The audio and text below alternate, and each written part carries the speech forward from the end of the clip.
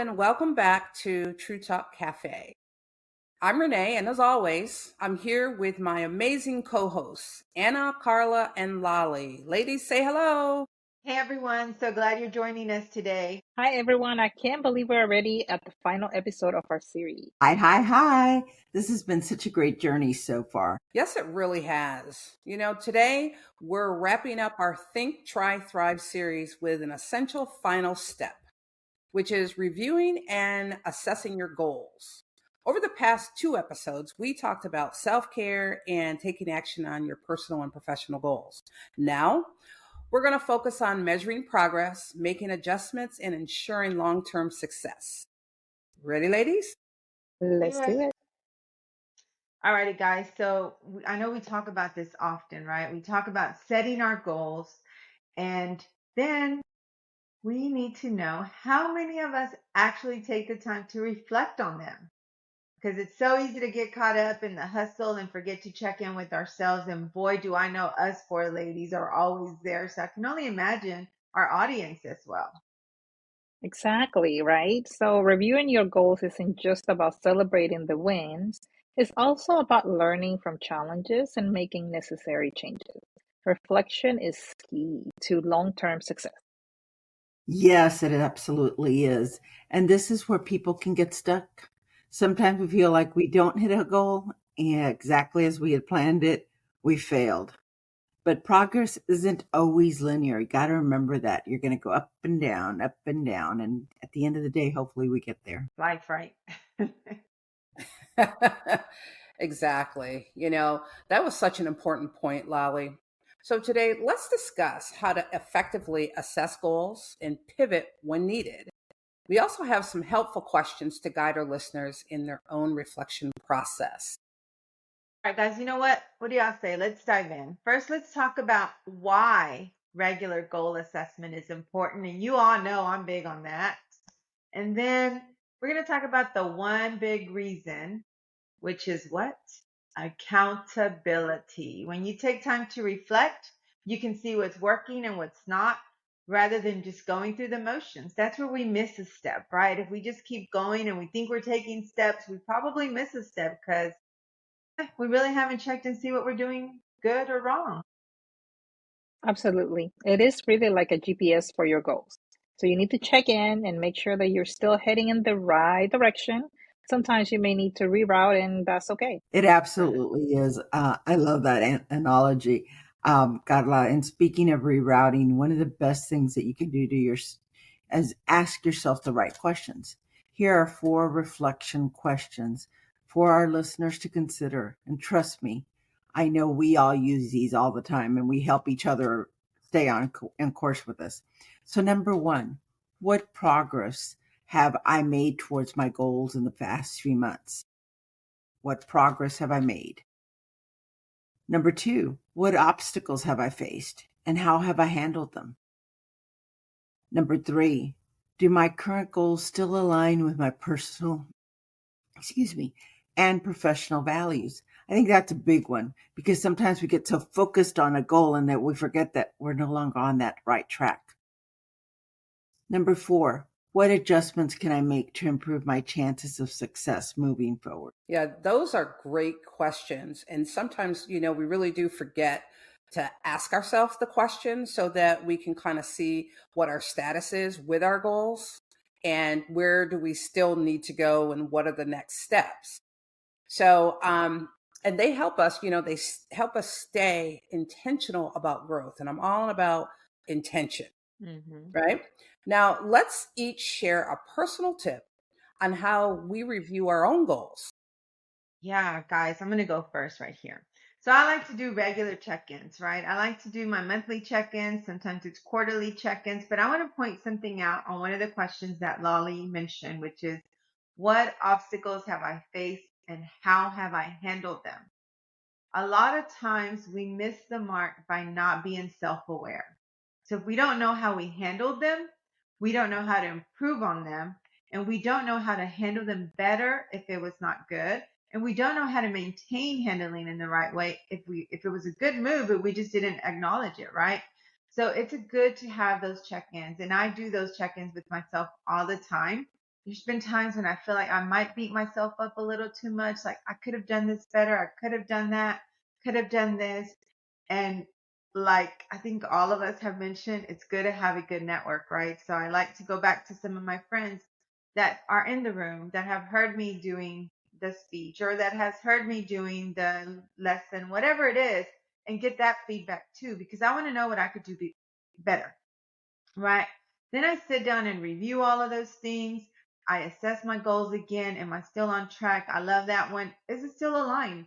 I know in the last 2 years, I have pivoted more than ever imagined. I'm always pivoting. I've been pivoting all my life. I mean, I was going to college, boom, curveball, got a daughter coming. Boom, got a second child coming. Boom, got a third child coming. All in the middle of my one semester practically. Because I have not two bad kids and I continue to pivot. But each time I would go back and say, what can I do to still stay on track with what I want now? And it changed. It changed because my kids were now in the picture. Same thing in the last 2 years, different things have come up. So I need to tweak everything and I tweak accordingly. And I do lean on my friends. You can ask, even when there's doubt, I'm like, Lolly, da da da da da da. And what does Lolly do? Tells me to shut up and keep moving. And I listen. True story, guys. True story. You need a lolly. You need a one of everybody. Just saying. So check in with yourself, sit down, review, reassess, and move forward. I absolutely love that. I really love chicken in. For me, what works for me is being more visual. Visual goals really do help me stay on track. So typically, I have either like a notebook, like most people have, where I keep track of all of my daily activities. I date it every day. I write down goals. If I have an overarching goal, then I write down what are some of the things that I want to make sure I accomplish towards that goal. If you're more of an electronic person, I love to use OneNote. OneNote is one thing that I have always used, even through my doctoral program. I was going to school full time while also going to working full time. I was taking 3 classes each semester for 3 years and working a full time job with 2 small children. And I had to stay in track. I had to make sure that I knew exactly what I needed to complete every semester. So I used OneNote to really track each of the classes that I was taking, what assignments I needed to do, how much progress I needed to make in my research. At the same time, I needed to keep something similar for work. So I had two OneNote notebooks, one for work and one for school. And that really helped me keep track of everything that I needed to do.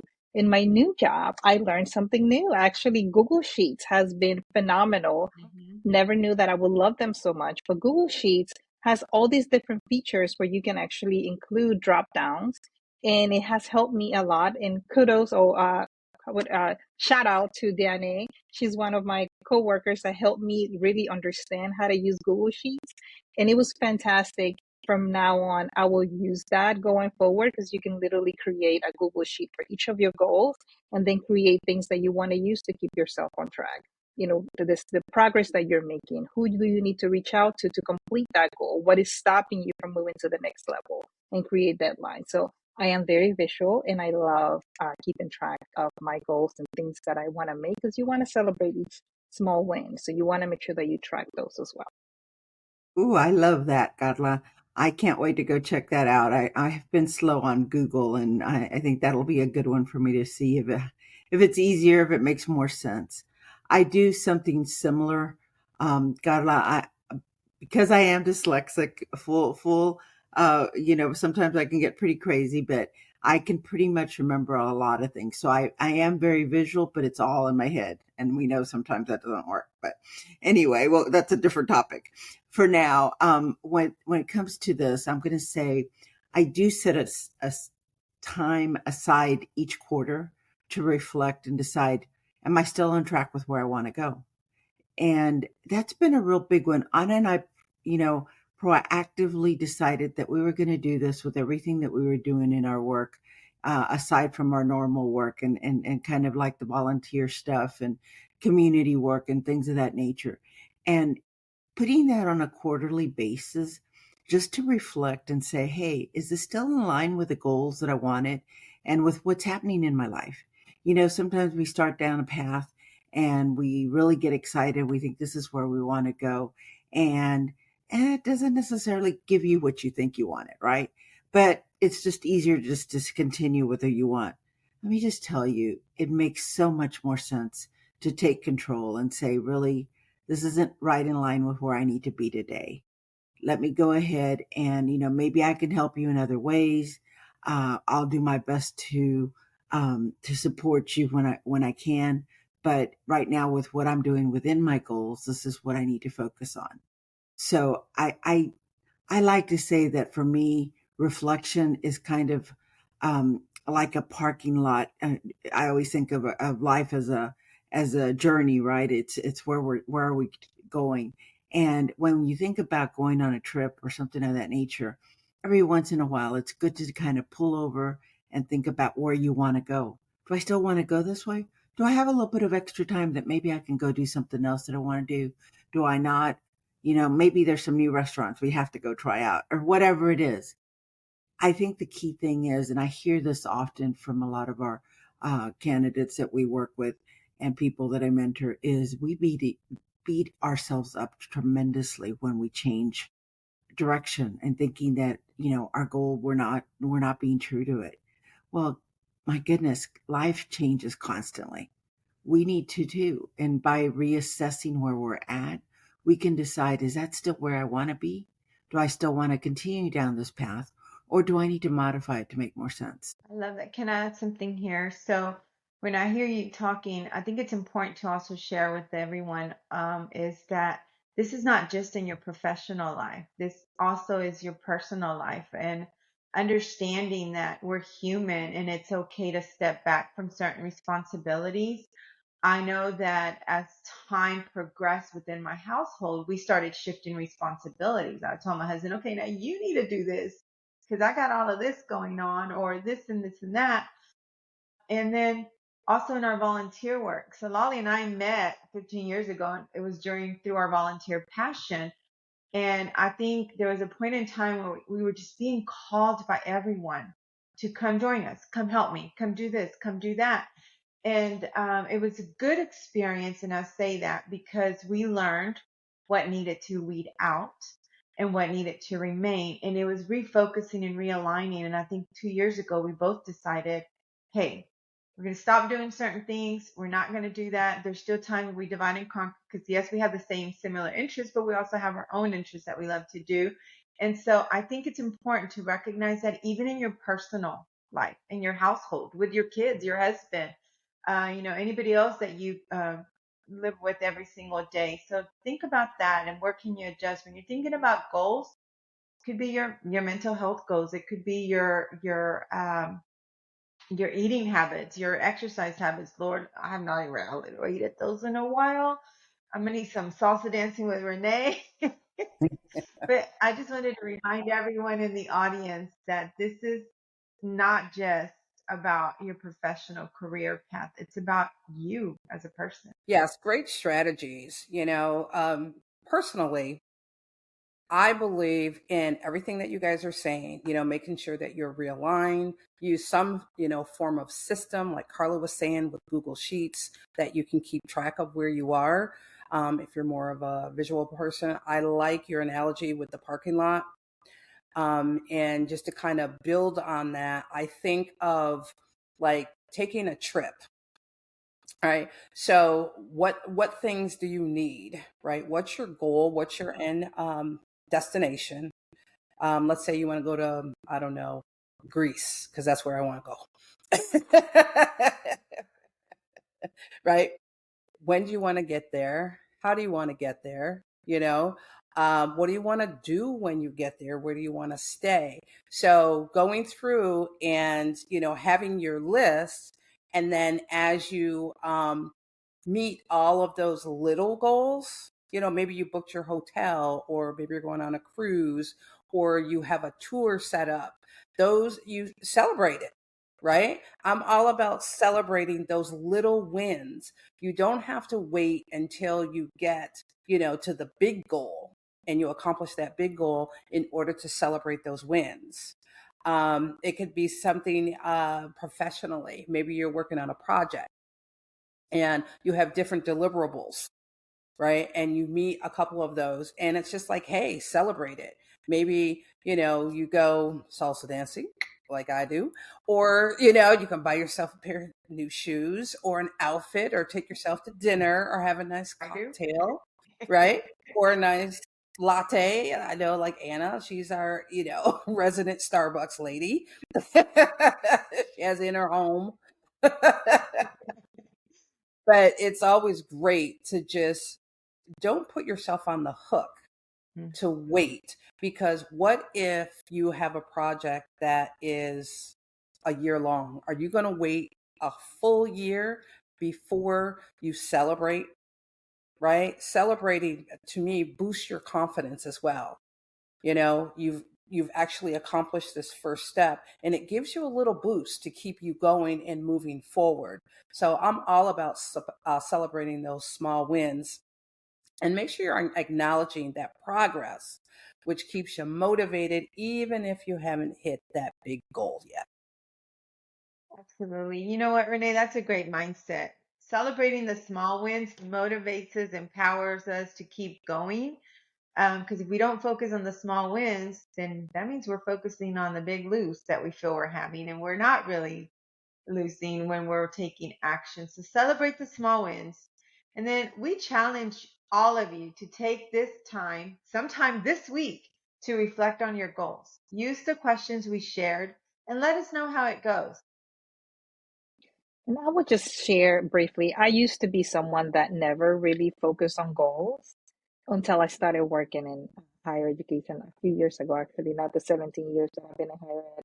But it does make a huge difference when you set at least small goals. So if you're the type of person that says, I don't want to stress myself and think about what is it that I want to accomplish next, I'm comfortable where I am, think about what are some of the things that you want to do within your professional life. It could be maybe learning a new skill. Maybe AI is something that you hear everyone else talking about, but you're just not comfortable enough with it. That could be one of your goals.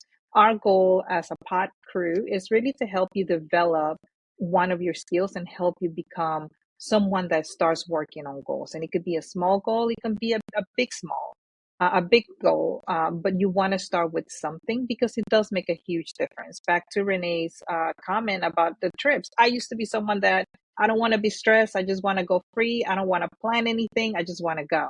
And I tell you, we've been to Disney World. I lost count how many times we've been to Disney World with my kids. But the one time that I actually planned everything was the best time we had. Every other time it was free willy, but we didn't get to do that much. It was stressful. I felt more stressed because I didn't know what to do to entertain the kids. This last time that we went, I used ChatGTP to help me create uh, an itinerary for in an 11-year-old and a 16-year-old. What rides could we go on at this park? What type of foods do we want to try? And I planned out everything, and we did all the reservations in advance, and it was beautiful. We did so much. I was incredibly surprised. So it does make a huge difference when you do plan, because you will accomplish more and you will feel much better about yourself. So please do take some time to go and actually think about what are some of the things that you want to accomplish within the next month, within the next 3 months, the 6 months, and write to us on social media. Let us know, and make sure that you use hashtag think, try, thrive. And we would love to hear from you and kind of hear what you're doing, what you're trying, and what your goals are for this next quarter. Absolutely. Those are really good tips, Carla. One of the things that comes to mind is the fact that for many, for many, it's not easy to be able to speak some of these goals out loud, right? Because we've been taught to, to not want for so much, to not, whatever it may be. And the reality is sometimes when you put those little goals out there, you're committed. I mean, I don't know about you all, but I know that if I say I'm going to do something now, I'm done doing it. You might as well put it in the bank, right? Yeah, watch me. And so it's important that we kind of take a little bit of a step out of our comfort zone, and remember that we've shared with you all that we cover 4 decades, I think, in terms, and I'm of course the oldest.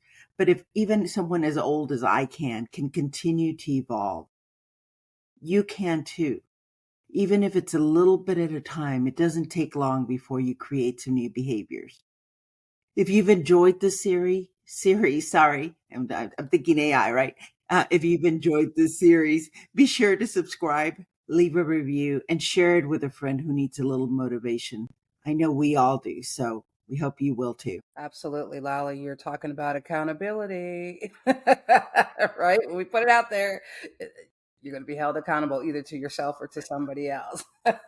Yes, ma'am. But, You know, great can I add tips. something? Because Carla mentioned Chat GPT. Guys, I have been trying to get better at like my routine. And I told ChatGPT, as a woman over 40 who's trying to realign my day to day, I need to add this, and this, and that without missing my reflection time, without missing my whatever. And then it gave me a suggestion. I said, okay, now Ace, I call my ChatGPT Ace. That's the name we agreed upon. I said, now Ace, Anna does not wake up that early. Let's be more realistic. Let's change it to this time. And it did.